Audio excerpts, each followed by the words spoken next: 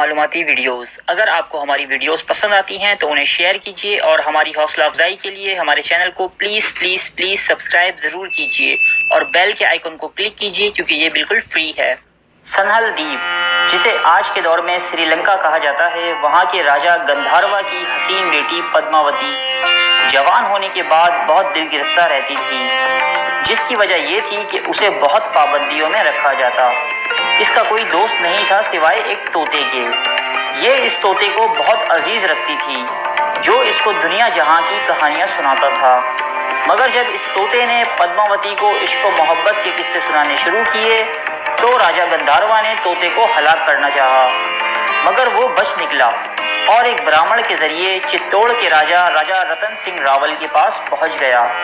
راجا نے طوطے سے پدماوتی کے حسن و جمال کا حال سنا تو وہ اس پر عاشق ہو گیا اور راج پاٹ چھوڑ کر شہزادی کے حصول کے لیے سنہل دیپ یعنی سری لنکا پہنچ گیا۔ پدماوتی کے باپ نے پدماوتی کی شادی کے لیے سویمور کا اہتمام کیا تھا۔ یہ ہندوؤں کی ایک قدیم رسم ہوا کرتی تھی جس میں نگر نگر سے آئے راجاؤں اور شہزادوں کا مقابلہ ہوا کرتا تھا۔ جو اس مقابلے کو جیتتا وہ شہزادی کو پانے کا حقدار مانا جاتا۔ راجا رتن راول ایک بہادر راجا تھا، اس لیے اس نے تمام راجاؤں کو اس مقابلے میں شکست دی اور پدماوتی کو چتوڑ لے آیا اور دونوں ہنسی خوشی رہنے لگے۔ مگر یہ کہانی اتنی سیدھی سادی نہیں ہے دوستو۔ راجا رتن سنگھ راول کے دربار میں ایک موسیقار یعنی میوزیشین ہوا کرتا تھا جس کا نام تھا راگھو چیتن۔ وہ موسیقی کا ماہر ہونے کے ساتھ ساتھ کالے جادو کا بھی ماہر تھا۔ ایک دن راجا کے سامنے اس کا یہ راز کھل جاتا ہے۔ راجا بڑی ذلت کے ساتھ اس سے عہدہ اور مراعات چھین لیتا ہے اور اسے تڑی پار کر دیتا ہے۔ راگھو چیتن صرف کالا جادو ہی نہیں کرتا تھا بلکہ وہ ایک سیاہ دل کا مالک بھی تھا۔ راگھو چیتن دلی کی راہ لیتا ہے جہاں اس وقت علاؤالدین خلجی کی حکومت تھی۔ یہ خلجی خاندان کا سب سے طاقتور بادشاہ تصور کیا جاتا ہے۔ یہ ان دنوں کی بات ہے جب منگول ساری دنیا پر حملے کر رہے تھے۔ ان حملوں سے بچنے کے لیے علاؤالدین خلجی نے ایک طاقتور ترین فوج بنائی تھی۔ راگھو چیتن علاؤالدین خلجی سے ملاقات کرتا ہے اور اسے پدماوتی کے حسن کے قصے سنا کر چتوڑ پہ حملے کی وجہ فراہم کرتا ہے۔ سلطان علاؤالدین خلجی راگھو چیتن کی زبانی پدماوتی کے حسن و جمال کا حال سن کر اسے پانے کے لیے بےتاب ہو جاتا ہے اور چتوڑ قلعے کا محاصرہ کر لیتا ہے، مگر 8 سال تک بھی قلعہ فتح نہیں ہو پاتا۔ پھر سلطان راجپوتوں کو ایک پیشکش کرتا ہے کہ اس نے رانی پدماوتی کے حسن کے بارے میں بہت سنا ہے۔ اگر اسے رانی پدماوتی کا دیدار نصیب ہو جائے تو وہ یہاں سے واپس دہلی چلا جائے گا۔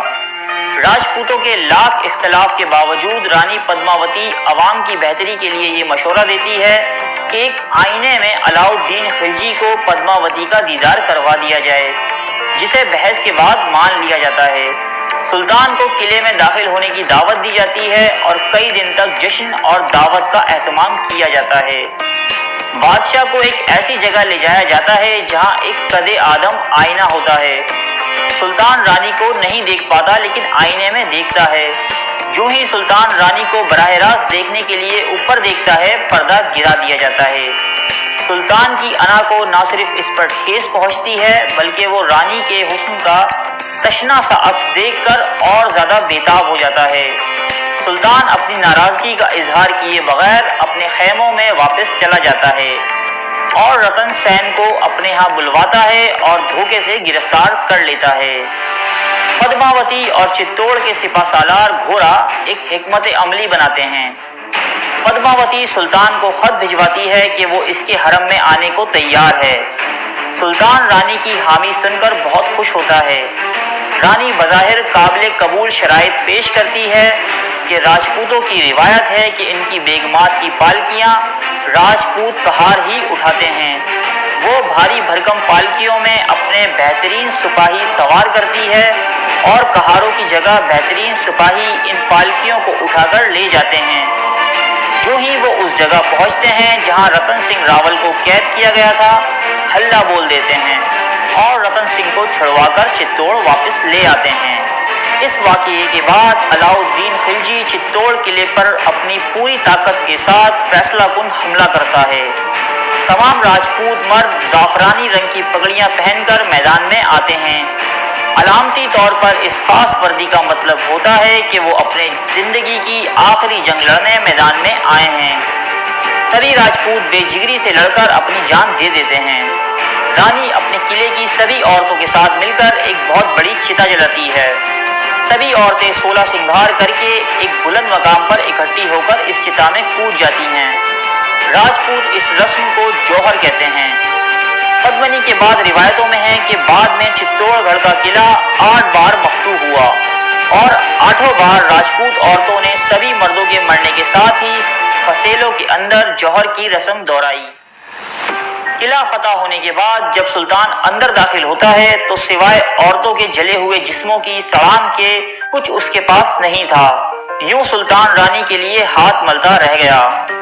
اس کہانی پر انڈیا کے مشہور ڈائریکٹر سنجے لیلا بھنسالی اپنی اگلی فلم بنا رہے ہیں، جس میں پدماوتی کا کردار دیپیکا پادوکون، راجہ رتن سنگھ راول کا کردار شاہد کپور اور علاؤالدین خلجی کا کردار رنویر سنگھ ادا کرتے ہوئے نظر آئیں گے۔ اب دیکھنا یہ ہے کہ وہ کس طرح اپنی فلم میں بہادری اور وفاداری کی اس داستان کو پیش کریں گے۔ ارے فرینڈز، ایک منٹ، آپ ایسے ہی جا رہے ہیں؟ اتنی محنت سے ویڈیو بنائی ہے، ایک لائک تو بنتا ہے نا؟ اور دوسرا یہ کہ آپ ہمیں اتنی بڑی دنیا میں دوبارہ کیسے ڈھونڈیں گے؟ تو اس کا حل یہ ہے کہ آپ ہمارے چینل کو سبسکرائب کر لیجئے اور اس بیل کے آئیکن کو کلک کر دیجئے۔ اس طرح ہمارے آنے والی تمام ویڈیوز آپ تک پہنچتی رہیں گی۔ ارے ڈریے مت، یہ بالکل فری ہے۔